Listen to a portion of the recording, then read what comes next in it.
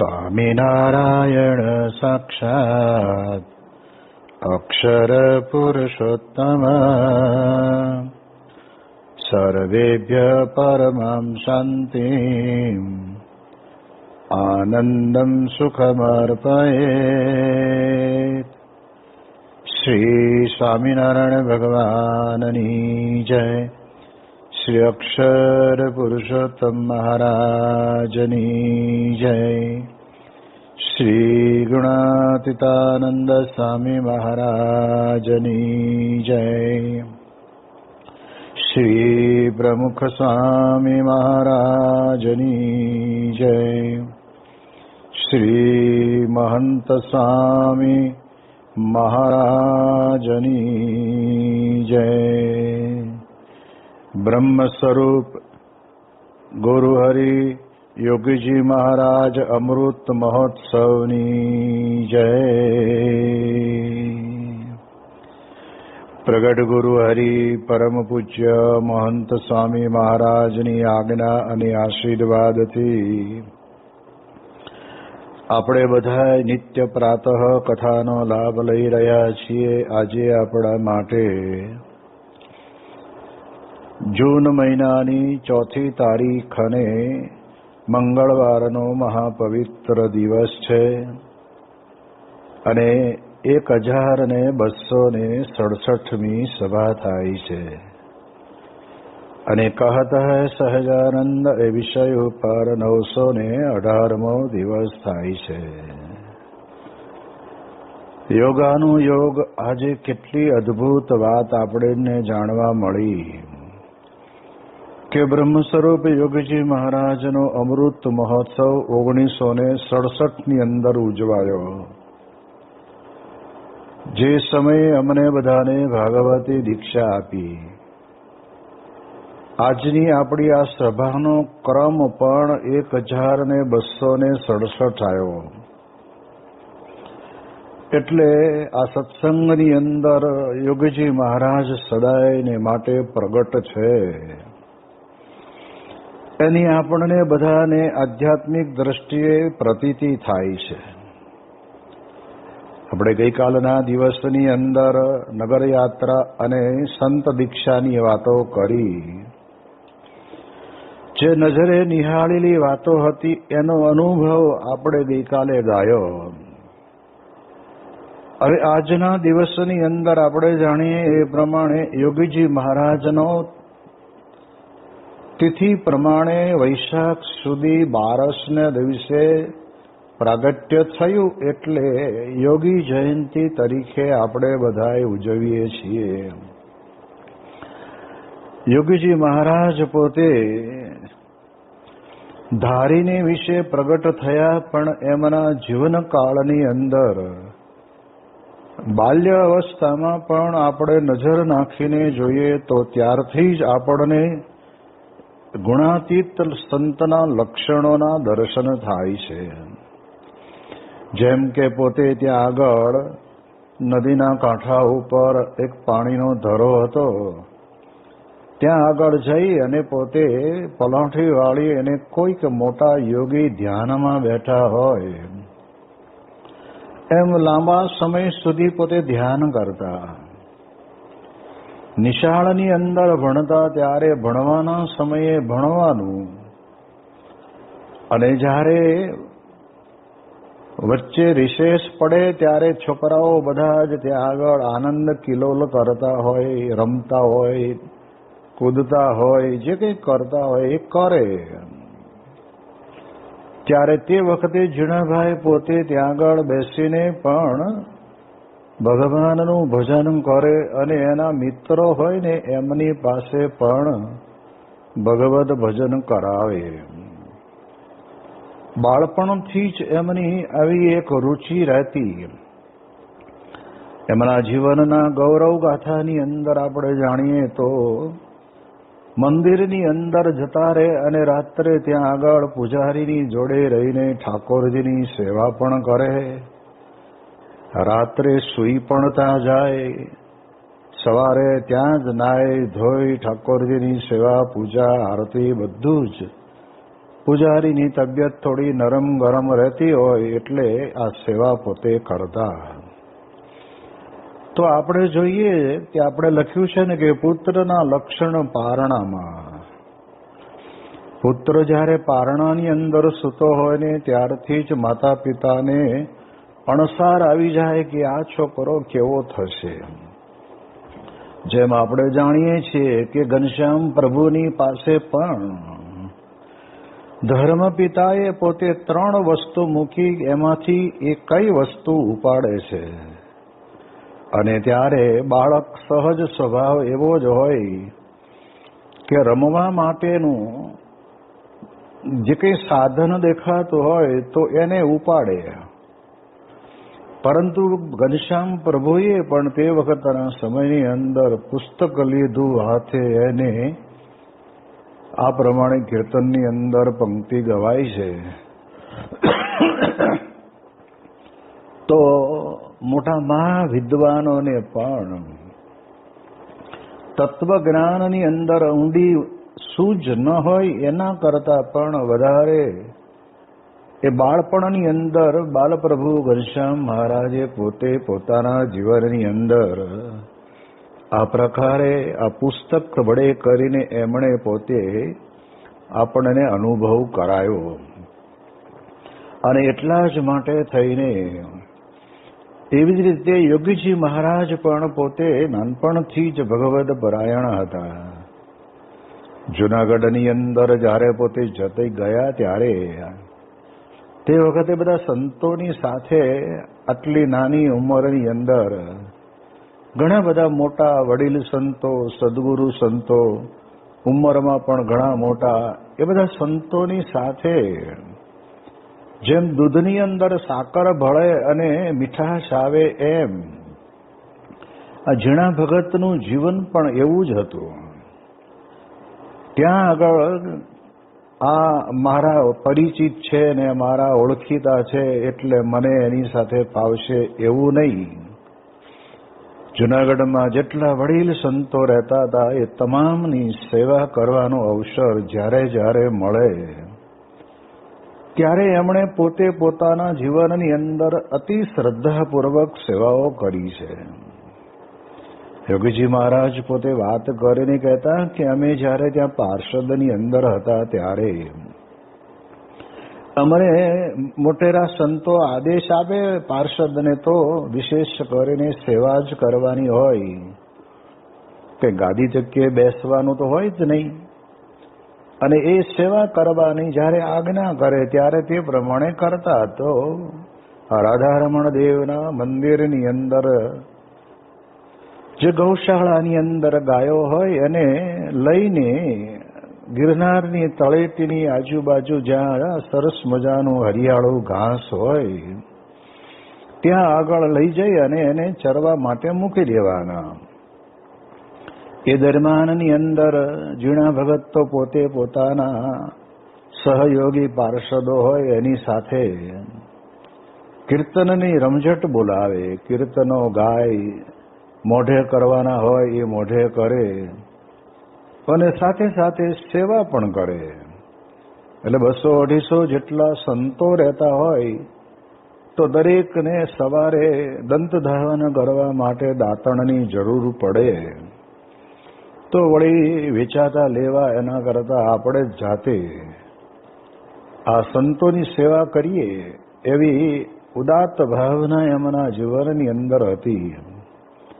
અને એના કારણે કરીને આજુબાજુ જ્યાં બાવળ હોય ત્યાંથી દાંતરડા વડે કરીને એ સરસ મજાના સીધા દાંતણ કાપી એની નાની મોટી ગાંઠો કાઢી નાખી એક સરખી પ્રકારની સાઈઝની અંદર એ 200 જેટલા દાંતણો તૈયાર કરીને અને ત્યાં આગળ પાણી હોય તો પાણીમાં ધોઈ કમ્પ્લીટ કરી અને જ્યારે જુનાગઢ મંદિરે સાંજ પડે આવે ત્યારે તે વખતે એ ઝીણા ભગત પોતે એ દાંતણ લઈને જે સંતને જેવું અનુકૂળ હોય તેવી પ્રકારનું દાંતણ એના આસને મૂકી દે.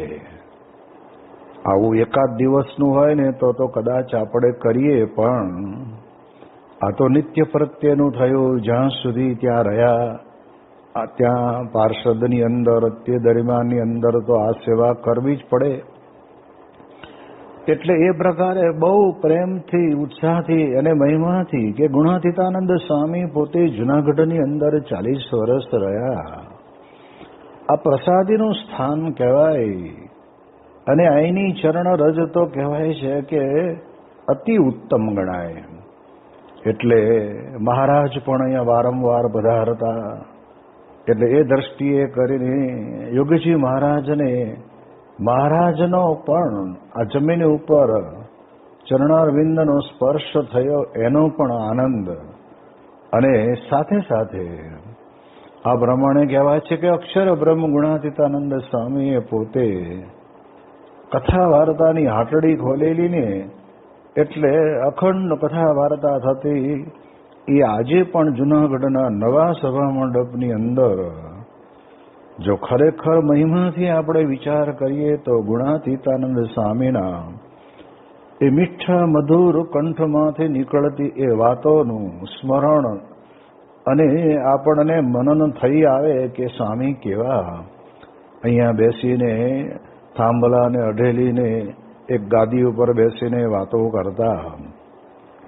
એ જ વાતોના સ્થાનોની અંદર દરેક જગ્યાએ જ્યાં જ્યાં દર્શન કરવાના હોય ત્યાં પણ દોડી દોડીને એ ઝીણા ભગત પોતે કરતા. ત્યાર પછી તો આપણે જાણીએ છીએ કે અમને જ્યારે ગુરુના વચને ભાગવતી દીક્ષા લેવાની થઈ અને દીક્ષા અપાવી ત્યારે સાધુ જ્ઞાન જીવનદાસ નામ આપવામાં આવ્યું. અને સાધુમાં આવ્યા પછી તો સ્વામી યોગી મહારાજ પોતે વાત કરતા કે અમે નવા સવા એટલે અમારે સંતો બધા રસોઈ કરતા હોય ત્યાં આગળ એ રસોઈની અંદર મદદ કરવા માટે જવાનું થાય.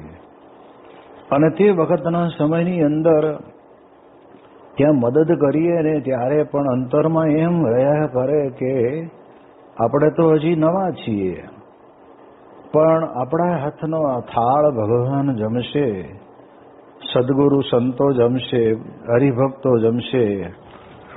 મારા કેવા મોટા ભાગ્ય.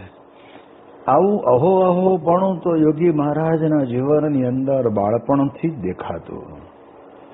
એ કઈ ગુરુ ગાદી આવ્યા અને પછી અહો અહો કરે છે એવું નથી. પહેલેથી જ એમને તો ઉપવાસ કર્યો હોય ને તોય અંતરની અંદર અહો અહો થાય કે શું આપણને મહારાજે દયા કરીને આવી ઉપવાસ કરવાની આજ્ઞા કરી, ધન્ય બની ગયા. એટલે આવી રીતે સાધુની અંદર પણ ત્યાં રહ્યા. એ દરબારની અંદર જેટલા સંતો રહેતા હતા એ તમામ સંતોના દિલ જીતી લીધા. આ બહુ અઘરું છે, કારણ કે ભગવું ધોળામાંથી ઉતારીને ભગવું ચડે પછી જેને કહેવાય કે સબ સમેલિયા જેવું થઈને ઊભું રહે એના ભગવાન, આપણા ભગવાન, એમાં શું. પણ ભાઈ આ તો એ 200-250 સંતોની વચ્ચે એક અનેરા સાધુતા સભર જીવન જીવનારા એ જોગી મહારાજ હતા. અને એટલે બધાને એટલો બધો જોગી મહારાજ પ્રત્યે એ પ્રેમ અને હેત. અને એવા સમયની અંદર સમયાંતરે એમને પોતાને જે કૃષ્ણજી અદાની કથા વાર્તા સાંભળવાની ઈચ્છા હતી અને એનો યોગ થયો. અને કૃષ્ણજી અદાએ પોતે વાત કરી કે શાસ્ત્રીજી મહારાજ પોતે અક્ષર અને પુરુષોત્તમનું શુદ્ધ સનાતન જ્ઞાન તો જૂનાગઢની અંદર છે જ. અત્યારે પણ તમે જૂનાગઢની અંદર નૂતન બનેલા સભા મંડપમાં જે મૂર્તિઓ ઓરિજિનલ મૂર્તિઓ છે, મૂર્તિની નીચે પણ લખ્યું છે કે અનાદિ મૂળ અક્ષર મૂર્તિ ગુણાતીતાનંદ સ્વામી.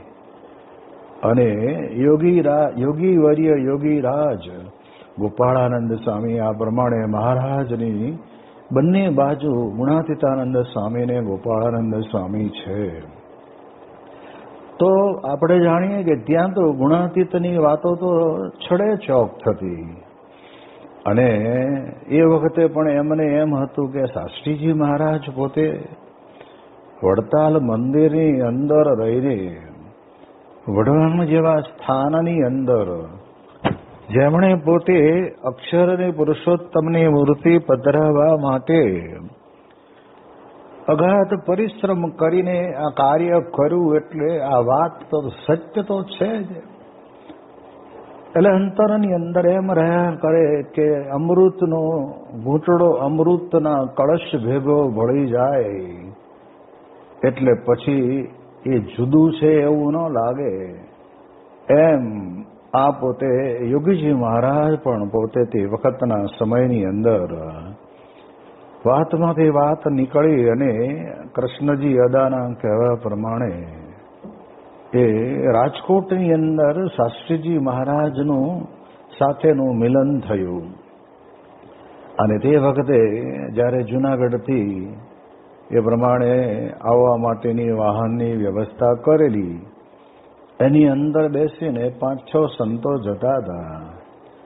અને ત્યારે યોગીજી મહારાજને પોતાના અંતરની અંદર વિચાર આવ્યો કે અહીંયા રહ્યા ત્યાં સુધી આ મૂર્તિની સેવા, હરિકૃષ્ણ મહારાજની સેવા આપણે કરી, પણ આપણા કરતા પહેલા આપણા ગુણાતીતાનંદ સ્વામીજી અક્ષર બ્રહ્મ એમણે પણ સેવા કરી છે, આ મૂર્તિની પૂજા કરી છે. અને એ ઠાકોરજીને લઈને જો આપણે નીકળીએ ને તો વધારે સારું.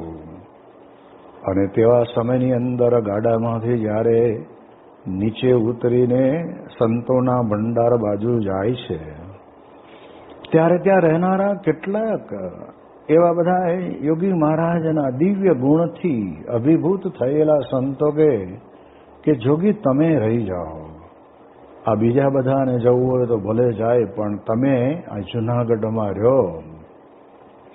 આવો ભાવ યોગીજી મહારાજ પ્રત્યે ત્યાં રહેનારા સંતોના અંતરની અંદર હતો. અને પછી તો આપણે જાણીએ એ પ્રમાણે રસોડામાં ગયા અને ઠાકોરજીની પેટી અને ઠાકોરજીની મૂર્તિ લઈને એ પોતે ગાડાની અંદર બેઠા. એટલે જેમ વડતાલની અંદરથી શાસ્ત્રીજી મહારાજે પોતે બહાર વિદાય લેવાનો સંકલ્પ કર્યો અને ત્યારે વડતાલના હરિકૃષ્ણ મહારાજની પાસે જઈને પ્રાર્થના કરેલી, મહારાજ અમારે તો આપનાથી અણુ માત્ર છૂટા પડવું નથી, પણ આપની સાથે આપના ઉત્તમ ભક્તને મધ્યખંડની અંદર પ્રસ્થાપિત કરી અને દિગંતની અંદર ડંકો વગાડવો છે. એટલા માટે અમે આજે વડતાલ છોડીને નીકળીએ છીએ, તો હે મહારાજ તમે અમારી ભેગા ચાલજો. અને ત્યારે શાસ્ત્રીજી મહારાજ હરિકૃષ્ણ મહારાજને લઈને નીકળેલા. યોગીજી મહારાજ પણ એ જ ગુણાતીત સંત, એમણે તો એવું જબરજસ્ત વિરાટ કાર્ય કર્યું કે પોતાના હૃદય સમ્રાટ, પોતાના હૃદય સિંહાસનની અંદર બિરાજે એવા પોતાના લાડકવાયા હરિકૃષ્ણ મહારાજને સાથે લીધા અને સાથે લઈને રાજકોટ આવ્યા. અને રાજકોટની અંદર જ્યારે આ પ્રમાણે શાસ્ત્રીજી મહારાજની સાથે મિલન થયું, ત્યારે એ આનંદ કેવો હશે. 40 વર્ષ સુધી જે યોગીજી મહારાજે શાસ્ત્રીજી મહારાજ જેવા યુગ પુરુષની આજ્ઞા પાળી, યુગ પુરુષના ગુણાનુવાદ ગાયા અને હસ્તે મોઢે સેવા કરી, એ યોગીજી મહારાજ ખરેખર શાસ્ત્રીજી મહારાજને વિશે પ્રત્યક્ષ પ્રગટ ગુરુરૂપ હરિના ભાવથી જોડાયેલા હતા. અને એટલા માટે શાસ્ત્રીજી મહારાજ પણ જે ભક્ત, જે સંત અથવા તો જે શિષ્ય પોતાના ગુરુને વિશે દ્રઢ આત્મબુદ્ધિ કરીને જોડાઈને તો કહે છે કે એને આત્મ સાક્ષાત્કાર અને આ પરમાત્માનો સાક્ષાત્કાર થયાનું સાધન જ એ. અને યોગીજી મહારાજ પોતે અક્ષરધામમાંથી આવેલા પુરુષ, અને એટલે જ એમને પોતાના અંતરની અંદર આ બે ભાવના શાસ્ત્રીજી મહારાજ માટે માથું આપી દઈએ. શાસ્ત્રી મહારાજની જયંતિ ઉજવવાની હોય તો રાત દિવસ ગામડે ફરવું. આવું પોતે પોતાના જીવનની અંદર એ પોતે બોલેલા અને એવું વર્તી પણ બતાવેલું.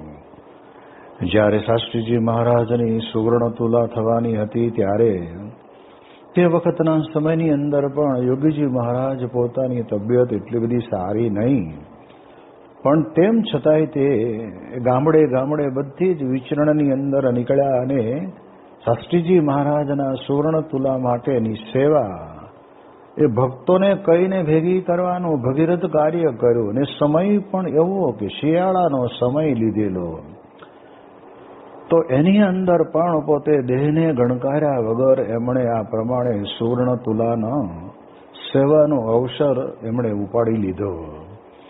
એટલે યોગીજી મહારાજને મન તો બીજું કાંઈ જ નહીં. ગુણાતીતાનંદ સ્વામી જે જૂનાગઢમાં 40 વર્ષ રહેલા, એ સ્થાનને છોડતા એમને વિશેષ આનંદ તો શાસ્ત્રીજી મહારાજની સાથે જોડાવાનો હતો. કારણ કે પ્રસાદીની વસ્તુ તો પ્રસાદીની છે જ, એમાં બે મત નહીં. એમાંય પણ ગુણાતીતાનંદ સ્વામીના સમકાલીન કેટલાક વડીલ સંતો પણ ત્યાં હતા કે જેમણે મુખોમુખ ગુણાતીતાનંદ સ્વામીનો સમાગમ કર્યો હોય, પણ ગુણાતીતની મૂર્તિ પુરુષોત્તમની સાથે બેસે છે, બોચાસણમાં બેઠી છે અને હવે સારંગપુરમાં બેસાડવાની છે. આવા જબરજસ્ત ભગીરથ કાર્યની અંદર જોડાવા માટે યોગીજી મહારાજે કહેતા ને કે કોઈની પણ મોબત ન રાખી. નહીં તો ઘણી વખત શું થાય, માણસ મોબતમાં લેવાઈ જાય અને એના કારણે કરીને માણસ પોતાના જીવનની અંદર પોતાનું લક્ષ્ય ભૂલી જાય. એટલે ખરેખર આપણે બહુ વિચારવા જેવું છે. તો આ યોગીજી મહારાજના અમૃત મહોત્સવની આપણી આ સ્મૃતિ યાત્રાની અંદર જે પ્રસંગોનો સ્મૃતિ મને થઈ આવે છે, એ કંઈ કર્મમાં નહીં ચાલે, પણ એમ દેખાય કે જે કંઈ સ્મૃતિ કરીએ તે ખરેખર યોગીજી મહારાજ. અમે જ્યારે સારંગપુરની અંદર અમૃત મહોત્સવમાં દીક્ષા લીધા પછી ત્યાં આગળ સારંગપુર સંત સ્વામીની સેવામાં હતો અને યોગી બાપા ગોંડલથી ત્યાં ગરડા થઈને પધારેલા. અને ત્યારે તે વખતે પણ મારી ઉંમર 14 વર્ષની જ તે. તો તે વખતે પણ યોગીજી મહારાજ પોતે બહુ હેત કરીને, વાલ કરીને, આમ ઝીણી નજર કરીને અમારી સામે જોતા, અમને વાતો કે પછી વચનામૃત કે પછી કીર્તન આવડે છે કે નહીં એ બધું પૂછતા. કઈ સેવા કરો છો એવું પણ પૂછે. એટલે આ દ્રષ્ટિએ યોગીજી મહારાજની સાથે પહેલેથી જ કિશોર અવસ્થામાં હતા અને બાળ અવસ્થામાં હતા ત્યારથી એ એમની સાથે સહેજે આપણને હેત થાય એવા પુરુષ. જ્યારે બાળ અવસ્થાની અંદર ત્યાં સારંગપુરની અંદર યોગીજી મહારાજ પધારે ત્યારે તે વખતે યોગીજી મહારાજની સેવાની અંદર યોગેશ્વર સ્વામી હતા. એટલે અમે બે એક ગામના થઈએ, આમ કુટુંબમાં સગા પણ થઈએ. એટલે એને કહ્યું કે તારે છે ને સેવામાં આવી જવાનું.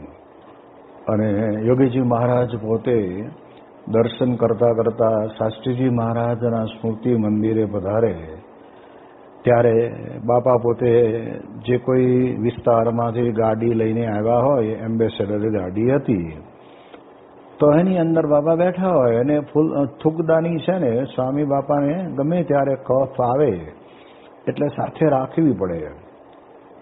તો એ બાળ અવસ્થાની અંદર પણ થૂકદાની સાથે લઈને ગાડીની પાછળ પાછળ દોડતા. તે વખતે તો ધૂળિયા રસ્તા હતા, ધૂળ પુષ્કળ ઉડે, પણ એ સ્મૃતિ આજે પણ યાદ કરીએ ને ત્યારે આપણને અંતરમાં આનંદ થાય. સાધુ થયા પછીનો એક પ્રસંગ એવો છે કે યોગીજી મહારાજ પોતે શાસ્ત્રીજી મહારાજના સ્મૃતિ મંદિરે પધારેલા અને તે વખતે જાળીવાળો સ્મૃતિ મંદિરની રક્ષા થાય એટલા માટે જાળી કરેલી હતી. અને બહારથી બધા હરિભક્તો પ્રદક્ષિણા ફરી શકે. અંદરના ભાગની અંદર યોગીજી મહારાજ, સંત સ્વામી, પ્રમુખ સ્વામી બધા સંતો ફરે. તો તે વખતે યોગીજી મહારાજને મેં મારો હાથ આપેલો અને આમ સહેજે સહેજે આપણને ઈચ્છા જ થાય કે બાપાનો લાભ લઈ જ લઈએ. અને ત્યારે યોગી બાપાએ મને કીધું કે ગુરુ 11 પ્રદક્ષિણા ફરવાની છે એટલે 11 ગણજો. અને તે વખતે બન્યું એવું કે યોગીજી મહારાજે મારા હાથ ઉપર એટલું બધું વજન મૂક્યું ને, તો વજન પણ હું પરાણે ઝીલી શકું. અને એમાં પ્રદક્ષિણા ગણવાનું ભૂલાઈ ગયું. એના જ વિચારે હું ચડી ગયેલો. ત્યારે તે વખતે 11 પ્રદક્ષિણા થઈ ગઈ. બાપાએ તો ગણી જ હશે, પણ સ્વામીએ પૂછ્યું કે કેટલી થઈ? અને ત્યારે એકદમ ખડખડાટ હસીને કહ્યું કે સ્વામી, આ તો તમારી લીલા કે તમે મારા હાથ પકડ્યો અને હાથ ઉપર વજન બહુ આપ્યું ને, એટલે મને મનમાં એમ થયું કે આ વજન આટલું બધું કેમ મૂકી શકતા હશે. એટલે હું ગણવાનું ભૂલી ગયો. અને ત્યારે બાપા કે મારા વાલીડો એમ કરીને ભૂલવાનું બાનું કાઢે છે. આપણે સ્મૃતિ કરવી, યાદ રાખવું કેટલી પરિક્રમા થઈ.